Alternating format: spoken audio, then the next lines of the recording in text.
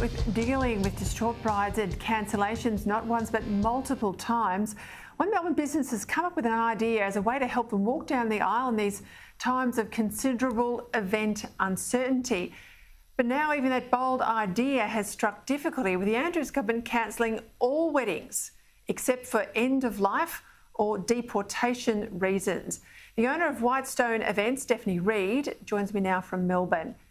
Thank you for your time, Stephanie. You came up with this idea of helping brides elope. Now, eloping is a big deal. I know many of them want a big day. Why did you go down the path of this idea?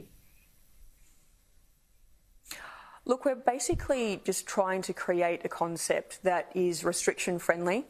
We've brought together a few really tight-knit suppliers. So obviously a beautifully decorated venue in Whitestone, a caterer, a celebrant, photographer, and basically tried to create a package that's very restriction friendly with a maximum of 20 guests allowed at the wedding. Mm-hmm.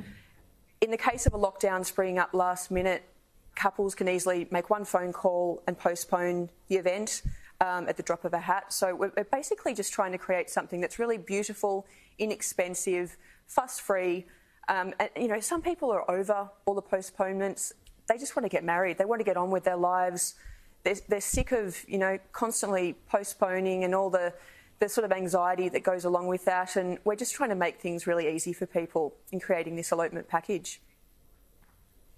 Yeah, it was only just before we went into this current lockdown, I overheard a conversation of someone about to go to a friend's wedding on the weekend. This was the third attempt they had at getting married. Obviously that didn't happen because the lockdown came in the very next day. How many times have you seen brides have to move these their weddings, and what sort of cost is involved? Yeah, absolutely. Look, it's been absolutely heartbreaking. I sort of run two small event businesses between Melbourne Event Florals and, of course, the venue Whitestone, and I think I would have seen close to 100 events that have needed to be postponed. It's been absolutely devastating and heartbreaking for these couples that, you know, they just want to get married. It's distressing listening to their stories, let alone actually being in their shoes.